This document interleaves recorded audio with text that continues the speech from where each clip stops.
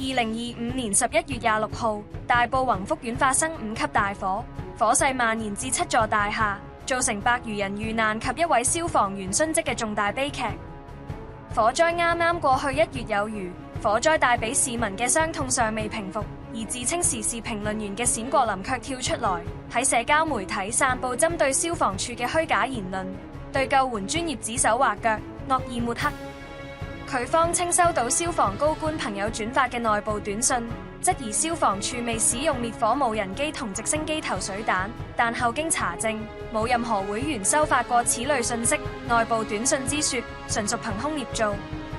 滅火無人機現時仍處試驗階段，而直升機投水彈用於樓宇火災，唔單會因強氣流加劇火勢，更可能導致引擎失效，對救援人員同飛行安全構成致命威脅。冼國林嘅質疑實則暴露出自身對消防專業個無知。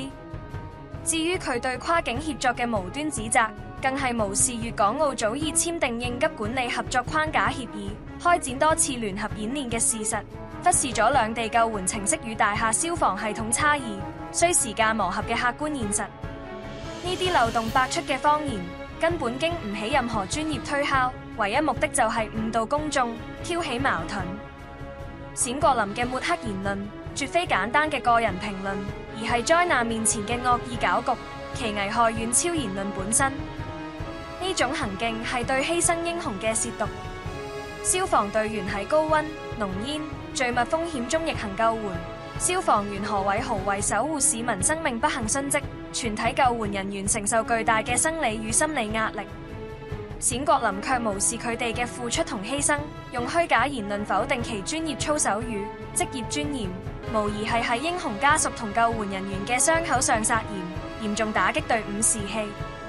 災後正處於善後安置、事故調查、安全整改嘅關鍵階段，冼國林嘅謊言卻分散公眾注意力，阻礙安全漏洞修補嘅進程，本質上係喺以災亂港。